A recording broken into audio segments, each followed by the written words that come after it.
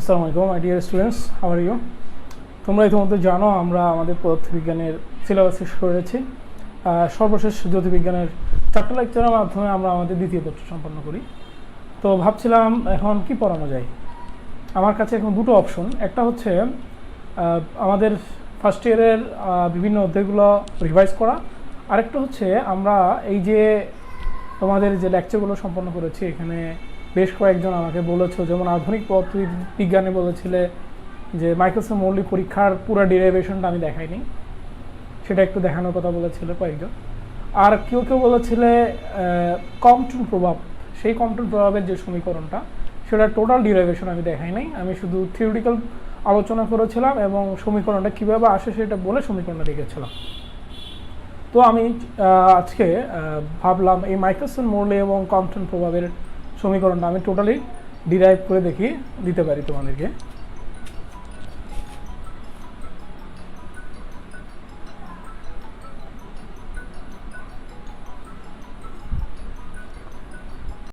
যাক, মাইকেলসন মৌলিক পরীক্ষায় আমরা তোমাদের দেখিয়েছিলাম যে আসলে আলো সম্পর্কে যে তথ্যগুলো আমাদের জানা আছে তার মধ্যে নিউটনের কণা তথ্য এবং এরপরে হচ্ছে কি হাইগেনের তরঙ্গ তত্ত্ব। হাইগেনের তরঙ্গ তত্ত্বের অন্যতম একটা এক্সাম্পশন হচ্ছে যে এখানে বলা হচ্ছে আলোকরশ্মি ইথার নামক একটা মাধ্যমের মধ্য দিয়ে 3 × 10⁸ মিটার/সেকেন্ড বেগে তরঙ্গ আকারে চলে।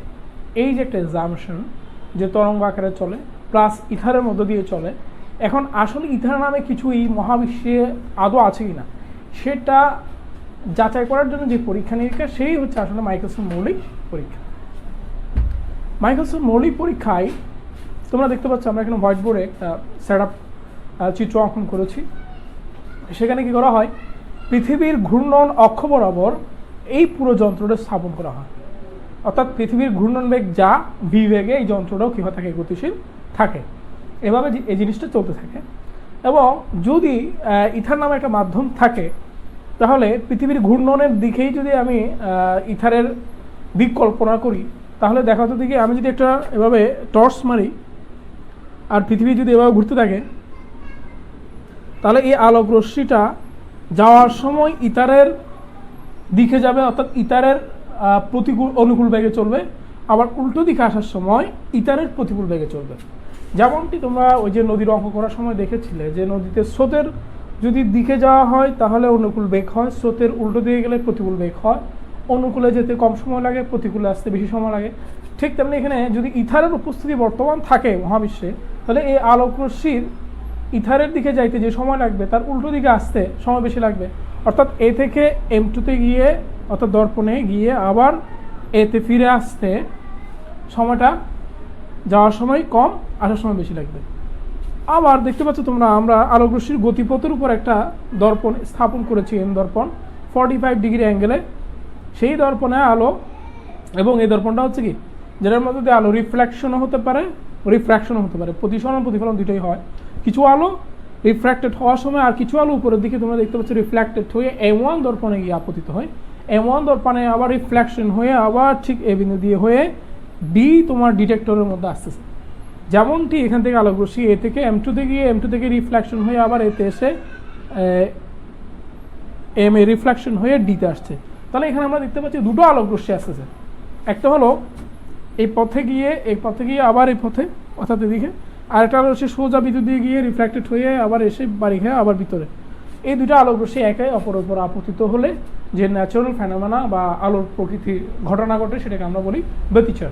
আর ব্যতিচারের প্যাটার্নের ক্ষেত্রে তোমরা জানো, আমরা জানি উজ্জ্বল আলোর ক্ষেত্রে সেটা আর কি পথ পার্থক্য সমান n λ হয়ে থাকে। তাহলে আমরা এইভাবে এই সময় ব্যবধানটা বের করব, যেহেতু আমরা বলছি এখান থেকে গিয়ে এখান থেকে ফিরে আসতে যে সময় লাগবে, এখান থেকে গিয়ে এখান থেকে ফিরে আসতে সময়টা কম হবে, অর্থাৎ এখানে একটা সময় ব্যবধান বিদ্যমান। সময় ব্যবধান যদি পাওয়া যায় তাহলে পথেরও একটা পার্থক্য পাওয়া যাবে। এই পথের পার্থক্য যদি n λ সমান হয় আমরা বলবো এখানে উজ্জ্বল আলো হবে, অর্থাৎ ব্যতিচার প্যাটার্নের ক্ষেত্রে আমরা n এর মান বের করতে পারবো। এখানে বিজ্ঞানীরা ধারণা করেছিলেন তারা এই n এর মান 0.4 পর্যন্ত পরিমাপ করতে সমর্থ হবেন, কিন্তু তারা এটা পাননি। তারা যেহেতু পাননি তাহলে বিজ্ঞানীরা এখন বলতে শুরু করেছেন নিশ্চয়ই কোনো ইথার নামে কোনো মাধ্যম ছিল নাই বিদায় এই আলোক রশ্মি এবং এই আলোক রশ্মির সময়ের কোনো পার্থক্য নেই, সময়ের পার্থক্য নেই, পথের পার্থক্য নেই, অর্থাৎ কোনো ফ্রেন্ডশিপ নাই। এই হলো ব্যাপার। তোমরা যন্ত্রের পুরো সেট আপটা দেখতে পাচ্ছ। এখন এই সেট আপের আলোকে আমরা এখন কী করব, এখান থেকে গিয়ে আবার এখানে ফিরে আসতে যে সময় লাগে সেটা বের করব, এখান থেকে গিয়ে আবার এখানে আসতে যে সময়টা লাগে সেটা বের করব। তোমরা এখানে দেখতে পাচ্ছ আমি আরেকটা ডট ডট দিয়ে একটা চিত্র অঙ্কন করেছি। ডট ডট দিয়ে চিত্র অঙ্কন করেছি, এটা কেন? তোমরা জানো একটা নদীতে যদি স্রোত থাকে এভাবে, আর নৌকা যদি সোজা সোজা রওনা দেয়, সেই নৌকা কিন্তু সোজা পারে পৌঁছায় না, সেই নৌকাটাকে স্রোত ঠেলে ঠেলে এখানে পৌঁছায় দেয়, আবার অর্থাৎ তার গতিপথটা হয়ে যায় এরকম। আবার যখন ঠিক অপর পারে এখানে আসতে চায়, রওনা দেয় সোজাসুজি, কিন্তু স্রোত তাকে ঠেলে ঠেলে এখানে পৌঁছায়। দেখো এই ব্যাপারটা এখানে তাই, যেহেতু ইথার এই পাশে যাচ্ছে এভাবে এবং এই আলোক রশ্মিটা এভাবে রওনা দিছে, সে আলোক রশ্মিটাকে দেখো এখান থেকে ঠেলে ঠেলে এখানে নিয়ে আসছে, আবার সেটাকে ঠেলে ঠেলে এখানে নিয়ে যাচ্ছে। এবং এই দর্পণটাকে আমরা এখানে কল্পনা করছি, এটাকে কল্পনা করছি এখানে, কারণ আমরা জানি ভি বেগে আমাদের পৃথিবী ঘুরছে, অর্থাৎ যন্ত্রটাও ভি বেগে যাচ্ছে। তাহলে ভি বেগে যদি T1 সময় ধরে চলে, এখান থেকে যদি এখানে আলোক রশ্মি আসে, সেই সময়ে দর্পণটা এখান থেকে এখানে চলে আসবে, যেটাকে আমরা VT1 বলছি, এবং আলোর অতিক্রান্ত দূরত্বটাকে আমি বলবো CT1। এভাবে আমি এই সময়টা প্লাস এই সময়টা বের করব, এই সময়টা এখান থেকে যাওয়ার পথে একবার, আবার এখান থেকে এখানে আসার পথে একবার, এই দুটো সময় বের করব, এই সময়ের ব্যবধান বের করব। ওকে শিক্ষার্থীরা, এবার আসো আমরা এই যে সময়ের কথা বলছি সেটা কীভাবে ডিটারমাইন করব। তাহলে প্রথমে আসবো আমরা এ থেকে আলোক রশ্মি M2 দর্পণে যেতে যে সময় লাগবে, আবার M2 থেকে এতে আসতে যে সময় লাগবে সেটা পরিমাপ করব। তাহলে দেখো এ থেকে যখন M2-তে যাবে, তখন যেহেতু ইথার এদিক দিয়ে যাচ্ছে আর আলো যাচ্ছে একই দিকে, তাহলে দুটো জিনিস যদি একই দিকে যায়, আমাদের প্র্যাকটিক্যাল অভিজ্ঞতা তোমরা জানো, একটা বাসে যখন আমরা বসে থাকি আর একটা বাস যখন একই দিকে যায়, তখন মনে হয় বাসের বেগ বেশি, কম মনে হয়। আবার যখন আমরা বাসে করে যাইতে থাকি আর একটা বাস উল্টো দিকে যায়, খুব দ্রুত চলে যায়, মনে হয় বাসের বেগ বেশি। তাহলে সেক্ষেত্রে আমি ধরে নিতে পারি আপেক্ষিক বেগের বিবেচনায় এই যে আলোক রশ্মির বেগটা এদিকে যাওয়ার সময় আমার কাছে কি মনে হবে, বেশি মনে হবে, কম মনে হবে। তাহলে কম মনে হলে আলোক রশ্মিটা যদি এদিকে যাওয়ার সময় কম মনে হয়, তাহলে আমরা দেখতে পাচ্ছি সে বেগটা হবে C-B। কমাচ্ছি যে, কম মনে হলে বিয়োগ, বেশি মনে হলে যোগ।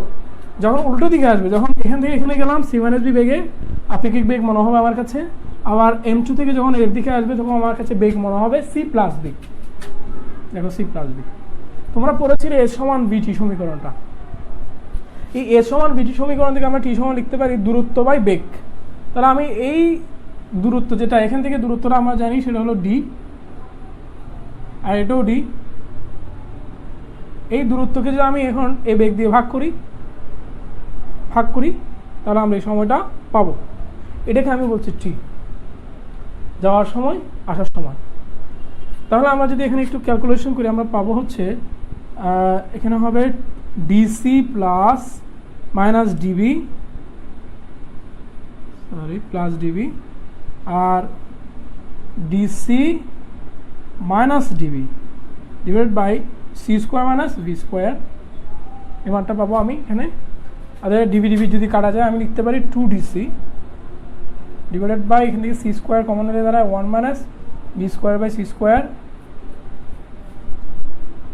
তাহলে আমি লিখতে পারি CC কাটা যাবে, 2D বাই C লিখতে পারি, এভাবে লিখতে পারো 1 minus V² by C² whole to the power minus 1। তোমরা এখন দ্বিপদীপপাদ্যে একটা সমীকরণ পড়েছিলে, সেটা হলো 1 minus x whole to the power minus 1। তাহলে এটা যদি আমরা এখন লিখি তাহলে কি দাঁড়াবে 1 plus x plus x² plus plus এভাবে যেতে থাকবে, ঠিক না? এই হলো ব্যাপার। তাহলে আমরা যদি সেই দ্বিপদীপপাদ্য সমীকরণটা এখানে অ্যাপ্লাই করি তাহলে দাঁড়াবে 2D by C into 1 plus V² by C² plus V² by C² whole square, এইভাবে যেতে থাকবে।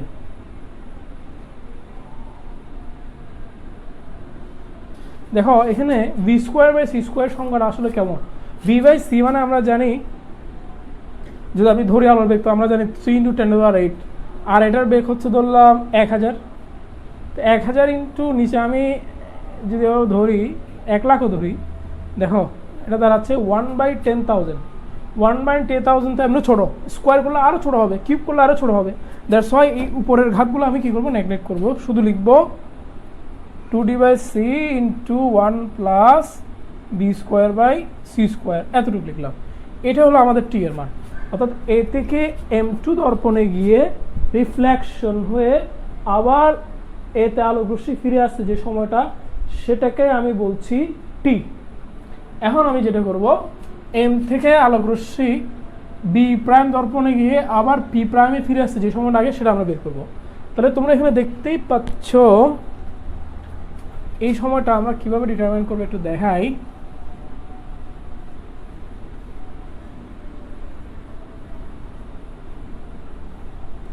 এটা আমি একটু পাশে লিখে রাখলাম, টি সমান 2d/c into 1 minus 1 plus b²/c²। দেখো আমি কোনো পরিবর্তন করিনি, পরে আমাকে কিছু বলতে পারবে না। তাহলে এই যে বললাম এ থেকে বি প্রাইমে, তাহলে এ বি প্রাইম সমান আমি কি লিখতে পারি, পিথাগোরাসের সূত্র অনুযায়ী লিখতে পারি এ বি প্রাইম সমান A P prime plus B prime P prime square দিব, এটা লেখা যায়। তাহলে আমার টার্গেট হচ্ছে কি, এ বি প্রাইমের মান বের করা, এ বি প্রাইম স্কোয়ারের মান বের করা। সুতরাং এ বি প্রাইম সমান কি দাঁড়াবে, রুট এ পি মানে কি লেখা যায়, A P prime square, A P prime square, এটা এটা মানে কি বিবি প্রাইম নয়, BB prime square plus PP B prime P prime whole square. আমি এখানে এভাবে দিতে পারি, তোমরা চাও দিলাম। এরপরে দেখো বিবি প্রাইম মানে কি, বিবি প্রাইম হচ্ছে ধরলাম আলোক রশ্মি এই এ বিন্দু থেকে বি প্রাইম বিন্দুতে আসতে t1 সময় নেই, t1, তাহলে এই দূরত্ব কত হবে, ct1। আর সেই সময় আলোক এই দর্পণটি বি প্রাইম বিন্দুতে চলে আসে, ওয়ান দর্পণটি, তাহলে এই দূরত্ব হবে vt1। তাহলে আমি যদি লিখি vt1 whole square plus B prime P prime মানে তোমরা জানো এটা ডি স্কোয়ার। তাহলে আমি যদি এখান থেকে এ বি প্রাইম সমান লিখে দিই ct1 হোল স্কোয়ার সমান b²t1 স্কোয়ার সমান প্লাস ডি স্কোয়ার। এখান থেকে t1 এর মান বের করলে যা পাবো তা হচ্ছে D square D divided by root over C square minus B square. দেখো এটার পাশে নিয়ে এসে t1 কমন নাও, কমন এটা নিচে পাঠিয়ে দাও, তাহলে এই সমীকরণটা আসবে। এখন এই সমীকরণটাকে আমরা একটু লিখতে পারি, দেখো এভাবে লেখা যায় ডি ইন্টু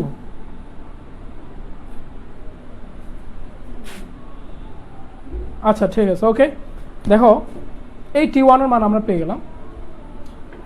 তাহলে আলোক রশ্মি এখান থেকে গিয়ে এখানে যাবে, এখান থেকে এখানে আসবে, এই সময়টা তাহলে এখান থেকে এখানে এখানে এই পুরো সময়টা হবে হলো 2t1।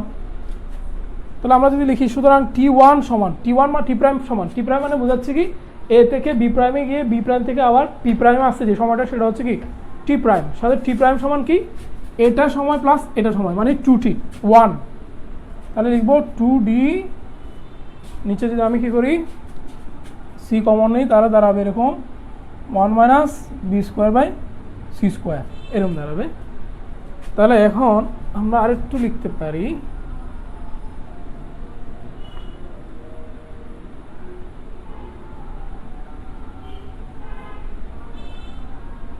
t প্রাইম সমান 2d/c into 1 minus b²/c² whole to the power minus half. এই সমীকরণটাকে এভাবে লেখা যায়। এখন আমি বলবো তোমরা দ্বিপদীপবাদ যে ধরনের একটা সমীকরণ শিখেছো কিনা দেখো তো, 1 plus X whole to the power n সমান 1 plus nx plus n into n minus 1/2 factorial x² plus এভাবে। তাহলে সেটাকে যদি আমি এখন এখানে অ্যাপ্লাই করি, সুতরাং টি প্রাইম সমান দাঁড়াবে হলো 2d/c ইন্টু 1 প্লাস n মানে মাইনাস হাফ, এখানে x মানে হচ্ছে মাইনাস b²/c² প্লাস এভাবে ডট ডট বাকিগুলো আসবে। আর আমি বলেছিলাম এখানে b²/c² যা এরপরে টার্মে V two the power 4/c⁴ আসবে, অর্থাৎ v/4c² আসবে, এবং এই সংখ্যাগুলো খুবই ছোট। দ্যাটস ওয়াই আমি উচ্চতর ঘাতগুলো নেগলেক্ট করে যদি লিখি তাহলে এরকম দাঁড়ায় 2d/c × 1 + b²/2c²। তাহলে একটা পেয়েছি টি প্রাইম, এর আগে টি ছিল এটা।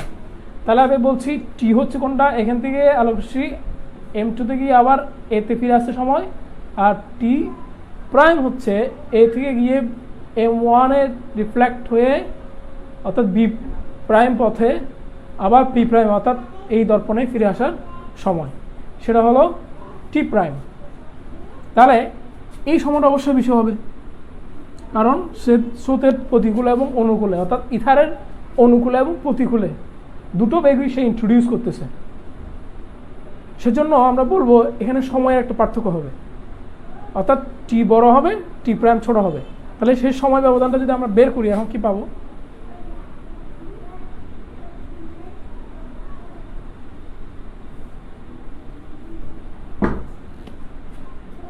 সুতরাং সময় ব্যবধান ডেল টি সমান টি মাইনাস টি প্রাইম। এখানে আমাদের টি সমান ছিল হচ্ছে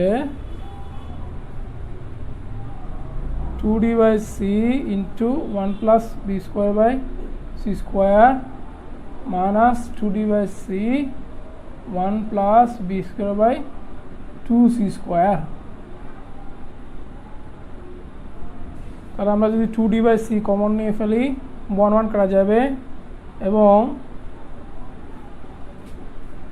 এখানে থাকবে হচ্ছে আর b²/2c² মাইনাস করার পর এটাকে যদি আমি 1 ধরি, একটা ধরি, একটা থেকে হাফ গেলে আর আরও হাফ ওটা থাকবে।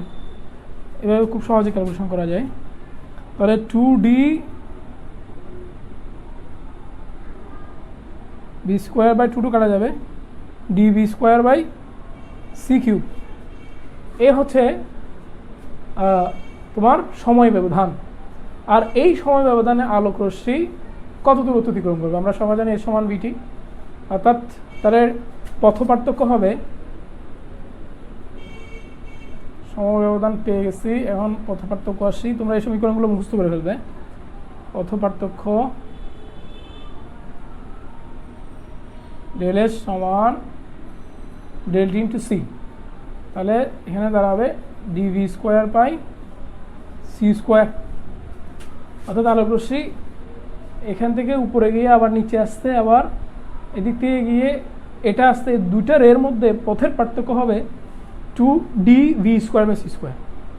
এখন আমরা যদি এই যন্ত্রটাকে 90 ডিগ্রি কোণে ঘুরিয়ে দিই, মাইন্ডে এই যন্ত্রটাকে যদি 90 ডিগ্রি কোণে ঘুরিয়ে দিই, তাহলে এই পথ পার্থক্য দ্বিগুণ হয়ে যাবে। তাহলে যন্ত্রটি ঘুরিয়ে দিলে, ঘুরালে আমরা এই পথ পার্থক্য পাবো 2dv²/c²। আর যদি গঠনমূলক ব্যতিচার হয়, আমরা জানি পথ পার্থক্য সমান n λ, উপরে লিখেছি। তাহলে সুতরাং 2dv²/c² সমান লিখব n λ। বিজ্ঞানীরা এই n এর মান বের করার জন্যই মূলত এই পরীক্ষাটি সম্পন্ন করেছেন।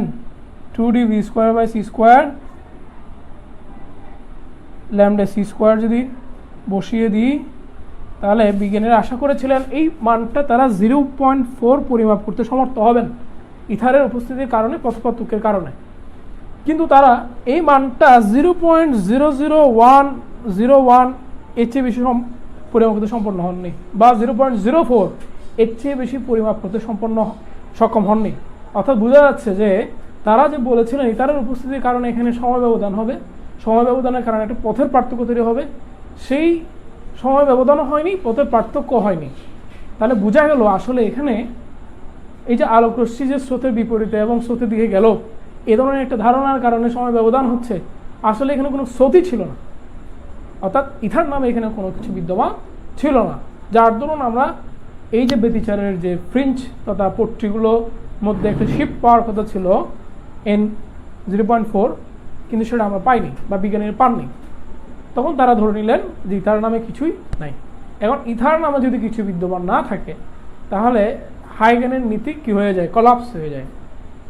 আলোর যে তরঙ্গ ন্যাচুয়াল এবং ইথারের মধ্য দিয়ে যে সাঁতার কাটার ব্যাপারটা ডিস্টেবিলাইজড হয়ে যায়, তখন আমাদের নতুন তথ্যের অবতারণা করার প্রয়োজন পড়ে। আর এই নতুন তথ্যকে আমরা বলি কোয়ান্টাম মেকানিক্যাল ইন্টারপ্রিটেশন।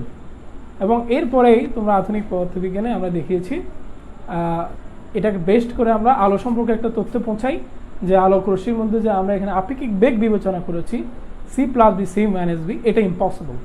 আলোর বেগ অলওয়েজ c থাকে। এটাকে আমরা বলেছিলাম তোমার আপেক্ষিক তত্ত্বের বিশেষ শিক্ষার্যের মধ্যে ইনক্লুড করেছিলাম। ওকে, তোমরা যদি এই সিম্পলিফিকেশনটা বুঝে থাকো, আশা করি কোনো ধরনের গাণিতিক প্রবলেম সলভ করতে কঠিন হবে না, কারণ এই মানগুলো তোমাদের জানাই আছে। আমরা জানি এই ডি এর মান অ্যারাউন্ড কত, 11 মিটার কি 10 মিটার ধরা হয়। আর ভি সমান আমরা জানি 30 কিলোমিটার পার সেকেন্ড, আমাদের পৃথিবী যে বেগে ঘুরছে। ল্যামডা সমান প্রায় 5000 অ্যাংস্ট্রম ধরা হয়। সি এর মান 3 × 10⁸ মানগুলো বসালে আমরা এখানে সিগনিফিক্যান্ট ভ্যালুগুলো পেয়ে যাই, এবং এগুলো দিয়ে এর চেয়ে বেশি সিকিউ হতে পারে না। এখানে খুবই সিম্পল ঘটনা ঘটে। এখন আমরা আসবো কম্পটন প্রভাব নিয়ে কথাবার্তা।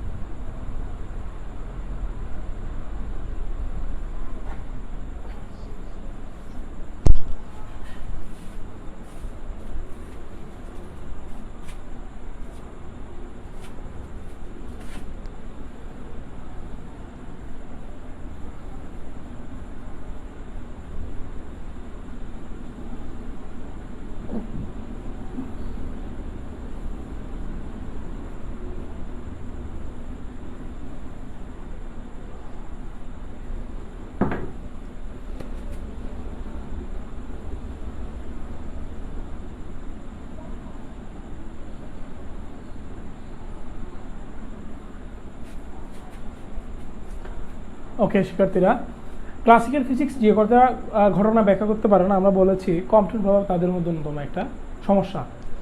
এই সমস্যা ক্লাসিক্যাল ফিজিক্স তথা ওয়েব থিওরি ব্যাখ্যা করতে পারে না। এটা ব্যাখ্যা করার জন্য কোয়ান্টাম মেকানিক্যাল আইডিয়া লাগে।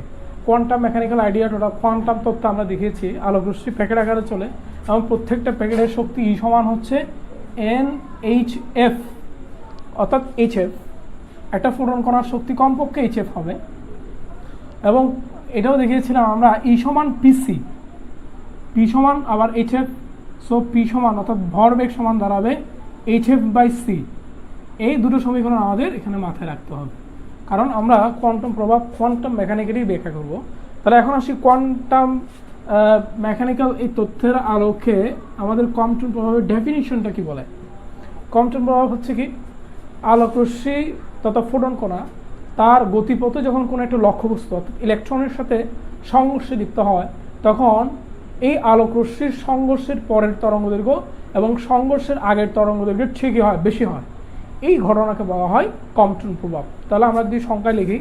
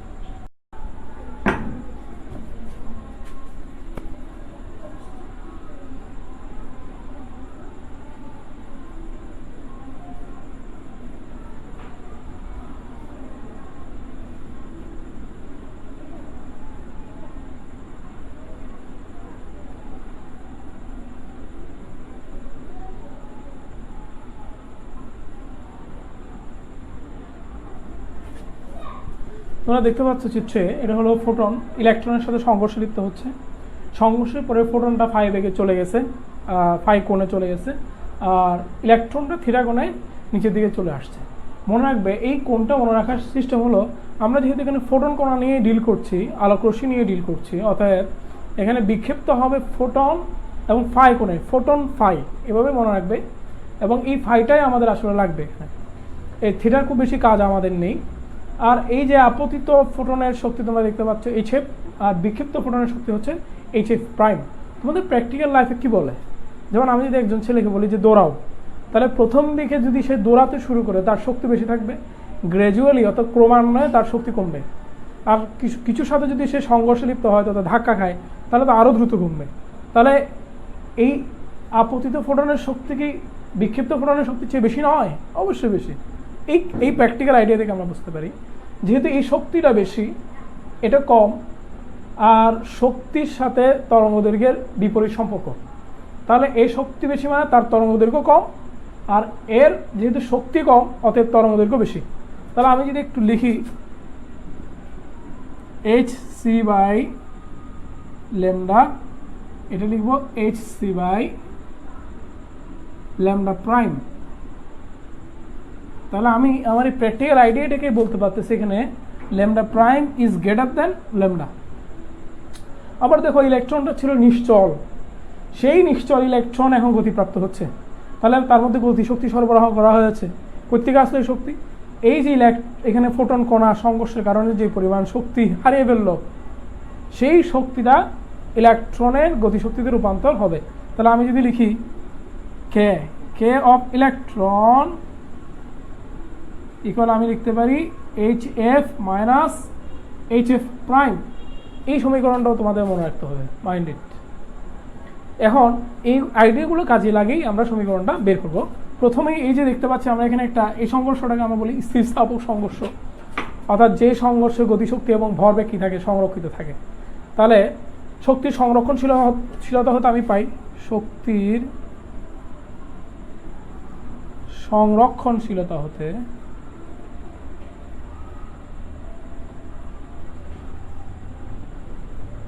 আমরা দেখতে পাচ্ছি ফোটন এবং ইলেকট্রনের সংঘর্ষের আগের শক্তি, ফোটন এবং ইলেকট্রনের সংঘর্ষের পরের শক্তি একই থাকবে। এটাই হলো শক্তির সংরক্ষণশীলতা। তাহলে যদি লক্ষ্য করি, প্রথমেই ফোটনের শক্তি ছিল এইচএফ, আর যেহেতু ইলেকট্রন স্থির ছিল অতএব ইলেকট্রনের আমরা জানি গতিশক্তি 0 ছিল, কোনো শক্তি ছিল না। বা ইলেকট্রনের নিশ্চল শক্তি আমি বলতে পারি, এটা বলতে পারি m0c², যেহেতু ইলেকট্রনের নিশ্চল ভর ছিল, স্থির ছিল, ইলেকট্রনের স্থির ভর হচ্ছে m0c²। এরপরে আমরা লিখতে পারি এটা হলো সংঘর্ষের আগে ফোটন এবং ইলেকট্রনের শক্তি, সংঘর্ষের পরে ফোটনের শক্তি এইচএফ প্রাইম প্লাস ইলেকট্রনের শক্তি হচ্ছে mc², মোট শক্তি। এই mc² মানে মোট শক্তি ছিল, তোমরা জানো গতিশক্তি প্লাস বিভব শক্তি। আমরা এই সমান mc² সমীকরণ প্রতিপাদনে দেখিয়েছিলাম, mc² সমান ই মানে কি টোটাল এনার্জি, এভাবে দেখিয়েছিলাম। আর টোটাল এনার্জি মানে কি kmax প্লাস m0c², এইভাবে আমরা দেখিয়েছিলাম। তাহলে শক্তির সংরক্ষণশীলতার 1 নম্বর সমীকরণ আমরা পেয়ে গেলাম, এটাকে আমরা 1 নম্বরে রাখলাম। এরপরে দেখো, এখন আমরা দেখব ভরবেগের নিত্যতা। ভরবেগের নিত্যতা যদি এই সংঘর্ষটা দ্বিমাত্রিক না হতো তাহলে আমরা একবারে লিখতে পারতাম, যেহেতু এটা একটা দ্বিমাত্রিক সংঘর্ষ, যেটা আমরা তোমাদের নিউটনিয়ান বলবিদ্যা চ্যাপ্টারে পড়েছিলাম। অর্থাৎ এই দ্বিমাত্রিক সংঘর্ষে আমাকে এক্স অক্ষ এবং ওয়াই অক্ষ বরাবর ভরবেগের নিত্যতার সমীকরণ লিখতে হবে। তাহলে আমরা সেটা একটু দেখি কেমন হয়।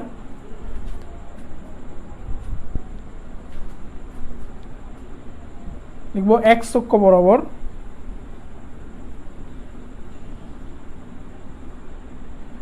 প্রথমে এটা হবে, আমরা দেখিয়েছিলাম, তোমাদের কথা মনে আছে নিশ্চয়ই, পি সমান hf/c হবে। তাহলে hf/c, আর যেহেতু ইলেকট্রন স্থির ছিল তার ভরবেগ 0 সমান এক্স অক্ষ বরাবর। দেখো এই hc/ল্যামডার তথা hf/c এর hf'/c এর এক্স অক্ষ বরাবর উপাংশ হবে cos phi। আর এটা অবশ্যই যেহেতু মাস এখন m হয়ে গেছে, তার mb-র একটা উপাংশ এক্স অক্ষ বরাবর হবে mb cos θ। দেখো আমরা এভাবে লিখতে পারি। এখন যদি আমি এই যে সমীকরণ পেলাম এটাকে যদি স্কোয়ার করি, স্কোয়ার করলে কি দাঁড়ায়, আমি সি দ্বারা গুণ করবো আগে। সি দ্বারা গুণ করলে দাঁড়ায় M square B square C square এবং স্কোয়ার করে ফেলবো একবারে, কজ স্কোয়ার থিটা সমান, এ পাশে নিয়ে গেলাম এইচ স্কোয়ার কমন নিলাম, F minus F prime cos phi whole square. এই সমীকরণটা পাওয়া যাবে নিঃসন্দেহে। এটাকে 2 নাম্বার সমীকরণ রাখলাম। এই সমীকরণটা তোমাদের মনে রাখতে হবে, আমাদের মাথায় রাখতে হবে। এরপর আসি ওয়াই অক্ষ বরাবর সমীকরণটা কেমন হবে। ওয়াই অক্ষ বরাবর ভরবেগের নিত্যতার সমীকরণটা আমরা লিখবো ওই যে নিউটন বলবিদ্যা চ্যাপ্টারের যেগুলো পড়িয়েছিলাম তার আলোকে। তাহলে দেখো এই ফোটন কণার ওয়াই অক্ষ বরাবর কোনো উপাংশ হয় না। ওয়াই অক্ষ বরাবর উপাংশ বের করতে বলে আমাকে লিখতে হবে পি সাইন কোণ, তাহলে পি সাইন 90, সাইন 90 মান কত 0, তাহলে এটা হয় না, অতএব 0 + 0 লিখবো আমরা। ফোটন কণা এবং ইলেকট্রনের ওয়াই অক্ষ বরাবর কোনো উপাংশ হয় না, সংঘর্ষের পরে হয়। সংঘর্ষ করে দেখতে পাচ্ছ তোমরা, এটার একটা উপাংশ যেমন এদিকে হয় আরেকটা এদিকে হয়, তাহলে এটা হবে কি H F prime by C sine phi minus এটা হবে এম বি সাইন থিটা। তাহলে আমি যদি স্কোয়ার করি, সি দিয়ে গুণ করি এবং স্কোয়ার করি, তাহলে দাঁড়াচ্ছে M square B square C square sine square theta সমান H square F prime square sine square phi. তাহলে এটাকে আমি 3 নম্বর সমীকরণ দিতে পারি। তাহলে দেখতে পাচ্ছ অলরেডি 2 নম্বর 3 নম্বর সমীকরণ আমরা পেয়ে গেছি। এই দুটো সমীকরণ যদি আমরা এখন কি করি, যোগ করি, দেখো এই দুটো সমীকরণ যদি আমরা এখন যোগ করি, আমি এটাকে একটু উপরে করে লিখবো M square B square C square cos square theta সমান H square into F minus F prime cos phi whole square. এটাকে দিলাম 2, তাহলে দুটো যোগ করলে কি দাঁড়াচ্ছে তোমরা দেখতেই পাচ্ছ এখানে। আমি যদি যোগ করে ফেলি তাহলে এভাবে হচ্ছে 2 + 3 করবো, সি স্কোয়ার কমন নিয়ে ফেললে sign square theta plus cos square theta মানে 1, এটা লিখলাম না, সমান এটা স্কোয়ার প্লাস এটা স্কোয়ার সরি এটা প্লাস এটা। তাহলে যদি লিখি দেখো এইভাবে দাঁড়াবে, সি স্কোয়ার কমন নিয়ে ফেলি, কমন নিয়ে লিখলাম ভিতরে আগে এটা লিখি আমি এবং স্কোয়ার করে দিই একবারে F square minus 2f F prime cos phi plus F prime square cos square phi. আরেকটা দেখতে পাচ্ছ তোমরা এইচ স্কোয়ার কমন নিয়ে ফেললে এটা থাকবে খালি F prime sine square phi, F prime common নিলে এরকম থাকবে।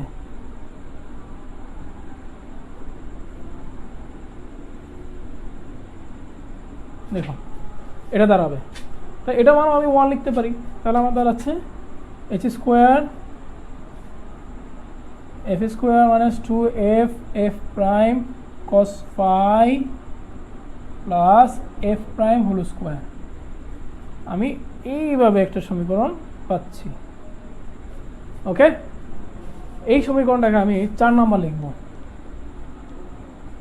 এখন তোমাদের নিশ্চয়ই ওই 1 নম্বর সমীকরণটা মনে আছে, ওই 1 নম্বর সমীকরণকে আমি একটু সাজিয়ে গুছিয়ে স্কোয়ার করবো। এখন দেখো আমি এটা এখন আমাদের আর কোনো কাজ নাই, এটা আমি মুছে ফেললাম। আমি সর্বশেষে সমীকরণটা রাখবো H square into F square. Okay, এলো আমার সমীকরণটা। আমি তাহলে এখন 1 ইমপ্লাইজ যদি লিখি, দেখো 1 ইমপ্লাইজ লিখলে কী ছিল এটা, আমি যদি এম সি স্কোয়ারটা পাশে রাখি, এম সি স্কোয়ার সমান ছিল এইচ এফ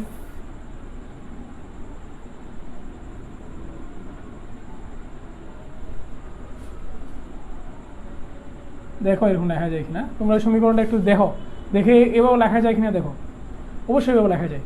তাহলে আবার এটাকে যদি স্কোয়ার করি, ধরলাম থেকে আমি 5 করলাম, 5 লিখে 5 স্কোয়ার লিখি, তাহলে কি দাঁড়ায় m square to the power 4 সমান h square into f minus f prime whole square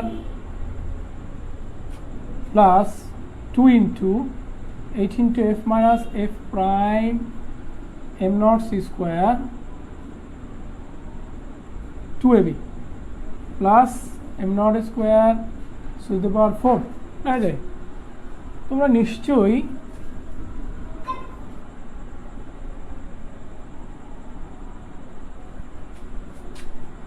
okay, এই সমীকরণটাকে আমরা 6 নাম্বার যদি লিখি, তাহলে এই যে 6 নাম্বার থেকে যদি আমরা এখন এই 4 নাম্বার সমীকরণটা বিয়োগ করি, তাহলে যা পাওয়া যাবে তার থেকে আমরা আমাদের এক্সপেক্টেড সমীকরণটা পেয়ে যাব। তাহলে আমরা যদি এখন একটু লিখি, দেখো খেয়াল করো তোমরা, আমরা যদি লিখি 5 মাইনাস 4 6, তাহলে ইমপ্লাইজ, তাহলে এটার থেকে এটা বিয়োগ করব। এখানে দেখতে পাচ্ছ তোমরা m স্কোয়ার, সরি 6 মাইনাস 4 লিখি, 6 মাইনাস 4 লিখলে একটু লাভ আছে আমাদের। তাহলে এখানে আমরা এটা থেকে এটা বিয়োগ করবো। এখানে m square c square common যদি নিই, আর এখানে আমরা c square minus b square equal, দেখতো এখানে h স্কোয়ার আছে, এখানে h স্কোয়ার আছে, h স্কোয়ার কমন নিয়ে ফেলি। কমন নিয়ে ফেলার পরে যেহেতু আমরা বিয়োগ করব, তাহলে আমরা এখানে এখন h স্কোয়ারের মধ্যে যা আছে এটা স্কোয়ার লিখে দিই সূত্র, f square to f prime plus f prime square, এবং এটা ভিতরে লিখে ফেলবো মাইনাস দিয়ে, minus f square minus minus plus 2f f prime cos phi minus f prime square লিখে ফেললাম। মানে এই অংশটা শেষ। আর এখানে থাকে হলো 2h f minus f prime into m not c square plus m not square c to the power 4। যেহেতু আমি এটা মাইনাস এটা লিখেছি, সেজন্য আমাদের এই সমীকরণটা এভাবে আসবে। এখন আমি নিচের সমীকরণটা মুছে ফেলবো। তাহলে দেখতে পাচ্ছ তোমরা এখানে কাটা যাচ্ছে, এটা কাটা যাচ্ছে, এবার এটা কাটা যাচ্ছে।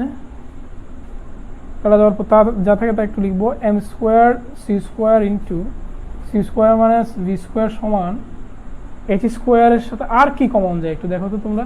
এই সমীকরণে আমরা দেখতে পাই মাইনাস 2f দুটোতে আছে, তাহলে মাইনাস 2f প্রাইম কমন নিলাম, তাহলে 1 মাইনাস cos phi হবে। আর কি আছে, আর আছে হচ্ছে plus 2h into f minus f prime m not c square plus m not square to the power 4, এটাই আমাদের থাকে। তাহলে এই অংশটা সমান আমরা কি লিখতে পারি, দেখো এখানে আমরা যদি m square c square into c square minus b square সমান এভাবে লিখি, m মানে আমরা জানি m not square divided by 1 মাইনাস b square by c square into c square minus b square সমান divided by m not square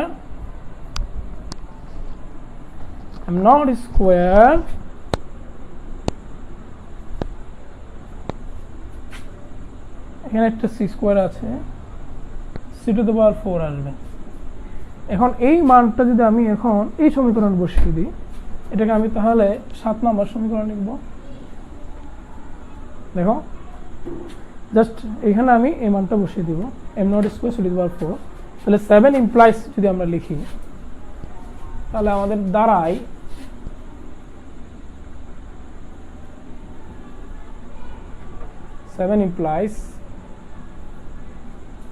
m not square c to the power 4 সমান minus 2h f prime 1 minus cos phi into plus 2h f minus f prime into m not c square plus M not square C to the power 4। আর এটা কাটা যায়, কাটটা গেলে আমরা এভাবে লিখতে পারি হচ্ছে, যেহেতু একটা পাশে চলে আসে, দুই মাইনাস মাইনাস ক্যান্সেল হয়ে যায়, আমার equal to H into F minus F prime into M not C square সমান two H F F prime 1 minus cos phi. এই সমীকরণটা আমাদের অবশিষ্ট থাকে। বিত হওয়ার কোনো কিছুই নাই, দেখবা আমাদের সমীকরণ ঠিকই আসতেছে। এই সমীকরণগুলো ভালো করে পাওয়ার জন্য বারবার ক্যালকুলেশন করা লাগে খালি। তাহলে এখন দেখো, একটা এই আমার দেখতে পাচ্ছি এইচ কাটা যাচ্ছে, সরি এখানে কোথাও এইচ স্কোয়ার ছিল, আমরা একটু ভুল করেছি, এখানে এইচ স্কোয়ার ছিল, আই থিঙ্ক এটা এইচ স্কোয়ার ছিল, এটা এইচ স্কোয়ার ছিল, এইচ স্কোয়ার ছিল, এটা মাইন্ড ইট। তাহলে আমরা পাই F minus F prime equal, এই এফ এফ প্রাইমটা নিচে নিয়ে আসি, আর এখানে 2h কাটা যাবে, এখানে এইচ থাকবে, নিচে M not C square into 1 minus cos phi. এই সমীকরণটা আসে।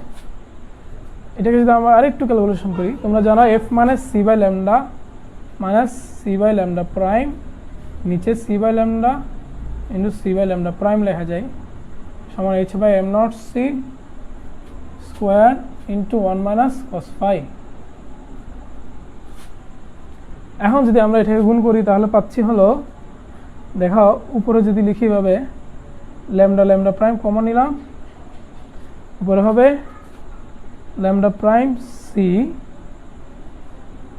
মাইনাস ল্যামডা, মানে আমি সিটাকে বাইরে রাখলাম, নিচে কীভাবে লেখা যায় ল্যামডা ল্যামডা প্রাইম, উপরে হচ্ছে সি স্কোয়ার সমান H by M not C square into 1 minus cos phi.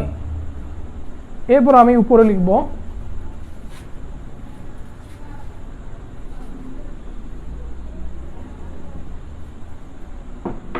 খেয়াল করো ল্যামডা ল্যামডা প্রাইম কাটা যাবে, তাহলে আমার সমীকরণটা থাকবে এরকম, lambda prime minus lambda into C divided by, নিচে থাকবে হলো সি স্কোয়ার খালি, H by M not C into 1 minus cos phi. একটা সি কাটা যায়, আর এই সি সরি এখানে সি স্কোয়ার হবে, তাহলে আমি সর্বশেষ লিখতে পারি H by M not C into 1 minus cos phi. এখানে একটা সি, এখানে দুটো সি, একটা সি ক্যান্সেল হলে নিচে একটা সি থাকে মাত্র। তাহলে এটা হচ্ছে কি, বিক্ষিপ্ত হওয়ার পরে তরঙ্গ দৈর্ঘ্য হচ্ছে ল্যামডা প্রাইম, আর বিক্ষিপ্ত হওয়ার আগে তরঙ্গ দৈর্ঘ্য হচ্ছে ল্যামডা। দুটোর ডিফারেন্স সমান H by M not C into 1 minus cos phi. দেখো এখানে আমরা ফাই ইন্ট্রোডিউস করেছি, কারণ আমাদের ব্যাপার হচ্ছে ফোটন নিয়ে, অতএব ফোটন বাড়ি খায় ফোটন চলে গেল, আমাদের সংজ্ঞায় বলেছি ফোটন বাড়ি খেলো এরপর ফোটন চলে গেল, ফোটন ও তরঙ্গ দৈর্ঘ্যের পার্থক্য। অতএব এখানে আমি কোন লেখার সময় থিটা লিখবো না, ফোটনের ফাইটাই লিখবো, মাইন্ড ইট। তাহলে এটি হলো আমাদের সেই কাঙ্ক্ষিত সমীকরণ যেটার জন্য আমরা এত কষ্ট করলাম। তাহলে বিক্ষিপ্ত হওয়ার পরে তরঙ্গ দৈর্ঘ্য চাইলে আমরা এভাবে লিখবো lambda plus H by M not C into 1 minus cos phi. আশা করি তোমরা আমাদের আজকের এই সমীকরণগুলোর প্রতিপাদন বুঝতে পেরেছ। তারপর কোনো সমস্যা হলে আমাদেরকে প্লিজ লেট আস নো।